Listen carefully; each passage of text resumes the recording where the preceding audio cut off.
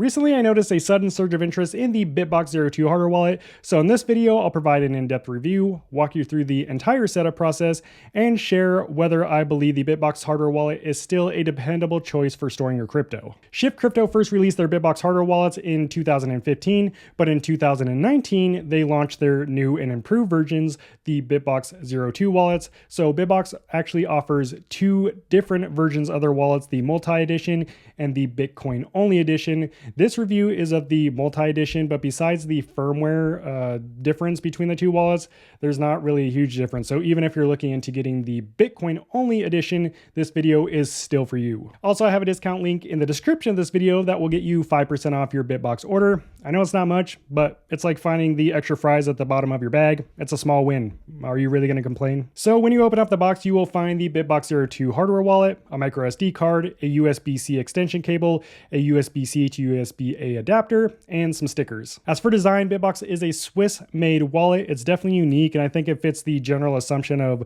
what most people think a hardware wallet looks like. It's basically a modified USB stick, or in this case, a modified USB-C stick. So you can plug it directly into your computer, or you can use the included extension cable if you want more mobility. Surprisingly, for how small it is, it does have a 1.3-inch OLED screen. It doesn't have any buttons on it, but rather the top and the bottom of the device are touch. So to navigate it, you just tap your finger along either side.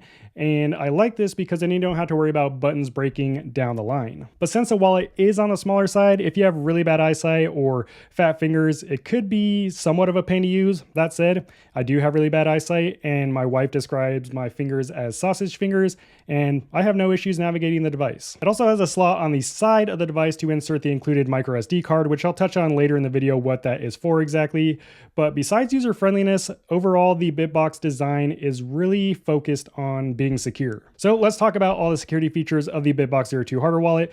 During the manufacturing process, a special solvent-resistant epoxy is applied over the microcontroller and secure chip to create a shield around them to bond the chips to the casing of the BitBox02. That way, if someone with malicious intent tried to open up your device and they split it in half, your chips would actually be ripped off the circuit board, destroying the wallet, so they wouldn't be able to do anything with it anyways. Also, a glue used to attach both sides of the BitBox casing create a permanent bond between the top pins and the bottom holes, so that way if someone were to open up the wallet, those pins would actually break and you wouldn't be able to put it back together. Aside from the physical design, BitBox has added a lot of extra security features that I find desirable in any hardware wallet that I trust to store my crypto. First is a secure element chip, which if you've seen any of my other videos, you probably already know this chip is used to store and protect your private key from malware attacks and physical brute force attacks. It's basically like having a tiny bouncer inside your wallet that protects your private key and keeps out any party crashers. That said, the secure element chip is closed source, which is the case for most hardware wallets,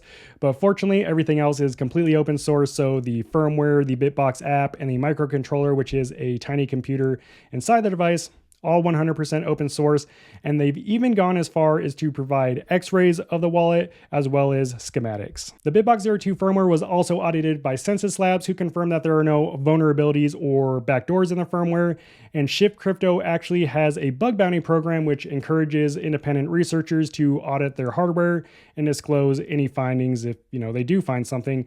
And this is really important because again, it encourages people to try to find an issue with their products, which in turn makes their products more secure. Another cool security feature is a secure bootloader. So the bootloader prevents you from installing the wrong firmware or even downgrading your firmware. So it only allows you to install firmware that is created by Shift Crypto. Also, each BitBox device is loaded with an attestation key from the factory, which is basically a cryptographic certificate of authenticity. And this allows the BitBox wallet or any wallet you connect it to confirm that the device you are using is a genuine BitBox device. You can also create a passphrase with the BitBox wallet, aka a hidden wallet, and it supports Shamir backup as some additional security features. Now, before I show you how to set up the BitBox wallet, let's talk about the various backup methods. So BitBox allows you to generate either a 12 or a 24-word seed phrase. Obviously, most people lean towards the 24-word seed phrase, but it's always nice to have the option. As for recording your seed phrase, you have two options. Now you can choose both options or you can choose one over the other. Personally, I choose one over the other, but I'll get to that in a second. So the first default option is to back up your recovery phrase directly to the micro SD card, which you insert directly into the BitBox wallet. Now, the potential pros to this option is that one, no one will be able to see you writing down your seed phrase if you were, doing it in a public place, which I don't know why you would ever do that, but no one will be able to see your seed phrase because it's going to be transferred directly to your micro SD card. And two, your seed phrase is going to be recorded correctly because it's transferred directly to your micro SD card from your wallet. Now, the downside, which far outweighs the pros in my opinion, is that if you lose your micro SD card or it gets damaged, then you literally lose access to all of your crypto, assuming you didn't also write down your recovery phrase. The second option is to write down your seed phrase and store it in a secure location, which is really standard for any crypto wallet or hardware wallet. And what I like about BitBox is that your seed phrase is only displayed on the BitBox device and not on your computer for extra security. Of course, if you choose to write down your seed phrase on a piece of paper, well, it can still be destroyed. So what I prefer to do, in addition to writing it down, is storing it in a metal seed phrase plate like this one. It's waterproof, it's corrosion proof, and it's also fireproof up to like 3,000 degrees or something insane. I know BitBox offers one of these metal seed phrase plates as well, but I've been using this one for years and it's cheaper than BitBox's, and quite frankly, it looks way more sturdier than BitBox's. So this is the one that I would recommend. I'll leave a link to this exact one in the description of this video, along with the discount code if you want to check it out. All that said, you could choose both backup methods. You can choose to write it down on a piece of paper and store it in a metal plate and store it to your micro SD card. But at the very least, I recommend and I prefer writing down my seed phrase and not relying on a piece of technology to keep it safe over the years. And since the USB is the only way your BitBox wallet communicates with your computer, communication between your wallet and your host computer is actually encrypted using the noise protocol, which is a protocol that ensures that any communication is transmitted securely. As a result, any malware that could potentially sniff the USB isn't able to decipher any communication between your BitBox wallet and the host computer. Now, one of my main complaints about the BitBox02 multi-edition wallet is that its coin support is definitely lacking. As you'll see in a minute, when I set it up, it natively supports Bitcoin, Ethereum, Litecoin, and some ERC20 tokens, but I feel like this is definitely more of a Bitcoin-focused wallet, even the multi-edition one. But if you want to manage other coins using your BitBox wallet, like meme coins or just other shit coins, you do have to download a third-party software wallet like Rabby Wallet or My Ether Wallet. And not only that, but you have to download an app called BitBox Bridge, which runs in the background, so you don't have to do anything with it. But basically, this allows your BitBox wallet to connect with these third-party software wallets. Now, this isn't out of the ordinary by any means, and a lot of hardware wallets are this way. It's just that BitBox specifically supports a lot less tokens natively versus some other hardware wallets on the market. Now, something I do like about BitBox Wallet is that not only is it compatible with desktop devices like Mac, Windows, and Linux, but it's also compatible with Android mobile devices. Unfortunately, due to App Store restrictions, it is not compatible with any iOS devices. So sorry, iPhone users. So, is a BitBox wallet easy to set up? Well, let me take you through the setup process and walk you through the BitBox app. So first you need to download the BitBox app on whatever device you're using to set up the BitBox wallet. Once it's downloaded, go ahead and open up the app. Next, plug in your BitBox wallet to your device. You can use the included USB-C cable if you want more mobility, but I'm just plugging mine straight into my computer. If your screen is upside down, just click flip screen in the BitBox app. First thing that should pop up is the firmware update, and this should start automatically. If it doesn't, just tap update firmware now, and the update is really quick. It shouldn't take longer than a minute or two. Next, you need to confirm the pairing code. By confirming that the code on your device's screen matches the one on your wallet, you are preventing the possibility of any man-in-the-middle attacks. So assuming the numbers match, go ahead and confirm. All right, now we are ready to start the actual setup. So you can either restore a wallet using a micro SD card or a recovery seed phrase, but we're creating a new wallet, so just tap create wallet. But first, let's actually look at the advanced options. So you can toggle this first feature if you want to skip the micro SD card backup and write down your recovery seed phrase instead. You can also choose to generate a 12-word seed phrase instead of a 24-word seed phrase if you want, but I want a 24-word seed phrase, so I'll keep this option disabled. However, I am going to write down my seed phrase and opt not to store it on the micro SD card, so I'm going to enable skip micro SD card backup, then just tap create wallet. Now you need to name your wallet and confirm it on the device. Obviously, you can name your wallet whatever you want, Once you enter the name, you just need to tap confirm on your BitBox wallet. Next, you need to create a password, and this password is created on the BitBox wallet and not on your computer. This is for enhanced security. So use the sides of your wallet to input your password and then hold both sides down to confirm your password. You'll have to do this twice just to confirm that you entered the correct password twice. Okay, now it's time to generate and record your seed phrase. So if you are using the micro SD card option, now would be a good time to insert that micro SD card. Also, you need to check each box to confirm you've read through the important security considerations. These are basically just tips for securely storing and using your seed phrase.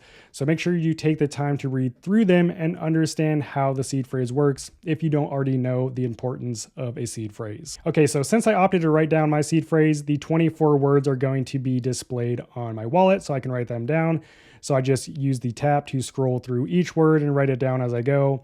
And then once I write them all down, I will have to re-enter or reselect each word just to confirm that I wrote down my recovery phrase correctly. After you re-enter your seed phrase correctly, your wallet is set up and ready to go. So now let me walk you through the BitBox app really quickly and just show you all the cool features that it has to offer. So here we are on the homepage of the BitBox app. Now this is a page you'll see when you first set up your wallet. As you can see here, it says Alex's wallet. My wallet's connected. And then you'll see the natively supported coins, Bitcoin, Litecoin, and Ethereum. So let me just quickly walk you through the different features of this app. So you can buy crypto directly through the BitBox app. It only supports Bitcoin, Litecoin, and Ethereum purchases.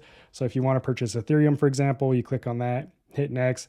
And BitBox actually uses MoonPay as a way or as a means to buy crypto using your credit card or your bank account, which personally, I'm not a huge fan of MoonPay, but it is what it is. At least they offer that feature. I know a lot of you like to buy crypto directly on your hardware wallet. So that feature is available just for the Bitcoin, Litecoin, and Ethereum coins. You can also purchase insurance for 100,000 euros worth of Bitcoin.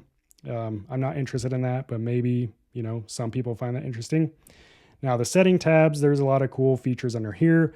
Obviously your default currency, active currencies, they support plenty of different languages, so that's always a plus. You can also enable dark mode. I think I actually like that better, but for the sake of this video, I'll keep it light. And then you can also display Bitcoin value in Satoshis. So that's a cool feature. And then you can hide the amount of crypto that's displayed on your screen here. Then you can also manage your account. So maybe if you want to add another Bitcoin address or another Ethereum address, you could just hit add account, select which crypto that you want to add the account for, and then you can name it so that you can be more organized with your different receiving address. So that's always welcome. And here is where you will also enable more ERC20 tokens. So if you wanted to, manage USDT using your wallet, you just enable that. And then you can see it pops up right over here. So yeah, those are all good features, all welcome features on a hardware wallet. Then you can manage your device. Here you can create or verify your micro SD card backup. And you can also show your recovery words. Again, this will only be displayed on your BitBox wallet for security purposes. You can change your wallet name. You can see that your BitBox device is authenticated. You can see your current firmware version. You can see the model of your secure chip right here. Root fingerprint, I'm not sure what that is a unique identifier for the wallet currently in use. It can help you distinguish between different wallets if you use passphrases. Okay, that's pretty cool. Here is where you can enable the passphrase or hidden wallet option. Obviously, you're going to enter that on the wallet as well for more security. And then you can go to the startup settings and you can do a factory reset. If you do a factory reset, obviously make sure that you have your seed phrase handy because your wallet won't be able to access it anymore until you re-enter it. Then you can go to advanced settings. You can enable things like custom fees. This would be like if you want to adjust your gas fees, so that you can get a better priority, for example. You can also enable coin control, select which UTXOs are part of a transaction to help improve privacy. That's always a welcome feature. You can also enable Tor proxy, so you connect to the Tor service for better privacy. And you can also connect to your own Bitcoin node directly to the node using the BitBox wallet. So definitely super cool. And then the About section just shows you the firmware version that is currently on your device. Okay, but what about connecting your BitBox wallet to a third-party hot wallet like Rabby to manage these other ERC20 tokens? Well, I'm going to show you exactly how to do that. So first we need to download the BitBox Bridge program. Once this is downloaded, you don't need to do anything. Again, it runs in the background and just does its own thing. You don't have to do anything. Now you need to download your software wallet of choice. For this example, I'm using Rabby. So just go to Rabby's website and download the extension version. Now that my wallet's downloaded, I'm just going to open the Rabby Chrome extension, tap Next, then tap Get Started. There are a lot of options here, but we want to connect a hardware wallet, then find the BitBox02 wallet. And then before connecting your wallet, make sure it's plugged into your computer. Also, make sure your BitBox wallet isn't connected to any other apps. Otherwise, it will not connect to the third-party software wallet. I had to learn this the hard way. I was messing with it forever. And all I had to do was close the BitBox app. So again, make sure no apps are open when connecting to the third-party hot wallet. Otherwise, it will not connect. Then just tap the BitBox02 logo to begin the connection. You'll have to set a password. Just know this password is specifically for the software wallet and doesn't have anything to do with the security necessarily of your BitBox wallet. And if you get this message saying that it can't connect to your BitBox wallet, make sure your wallet is unlocked and you've entered your password on the BitBox wallet. And if it still doesn't work, then you're probably connected to another app. So close out of all your apps except for the wallet extension app that you're using. And once the connection is successful, you just have to confirm the pairing code on your computer matches the one on your BitBox wallet. So if it does, just hit confirm and you will be connected to your wallet. Now you can use the Rabby wallet or whatever wallet you choose to manage your tokens with the security of BitBox backing it. You'll notice a ton of addresses pop up. You can choose to add as many as you'd like. These are Ethereum addresses generated by my BitBox wallet, but I'm just going to enable one for this example because I don't need 100 different Ethereum addresses. And as you can see, the receiving address for my Rabby wallet is actually the same as when I open up my BitBox app and view my Ethereum address there. It's the exact same address. Now, when it comes to price, BitBox is not the cheapest wallet on the market. Both the multi-edition and the Bitcoin-only edition are $162. Again, you can save 5% if you use the discount code in the description of this video, which will basically get you free shipping. All that said, do I think the BitBox02 wallet is worth the price, and is it a good option for beginners? Well, if you're looking for a super secure wallet with a ton of different security features that has never been hacked, I think BitBox is a no-brainer. However, after running some polls on Twitter and talking to a lot of people who have used a BitBox wallet, it's definitely more focused at Bitcoin users, mainly because they don't support a lot of these ERC20 tokens, and you do have to use these third-party wallets to manage those tokens. Again, this isn't like super out of the ordinary. It's just kind of a nuisance, if anything. But if you really like the user interface of the BitBox wallet and you like all of the security features that it offers and you think the price is reasonable, then I would say go ahead with BitBox. It's definitely a good option, and I would feel comfortable using it to secure any of my crypto. And honestly, one of the main reasons why I decided to review BitBox on this channel is because a bunch of people from my YouTube community have told me that BitBox is their favorite wallet. So of course I had to get the multi-edition and the Bitcoin only edition to test out. One thing is for sure, it doesn't matter what hardware wallet you buy or how secure your hardware wallet is. It is always going to be susceptible to phishing scams and various hacks if you don't know how to use your hardware wallet properly. So make sure to check out this next video where I show you how to use your hardware wallet effectively to protect your crypto. As always, thanks for hanging out with me. I'll see you in the next one. Peace.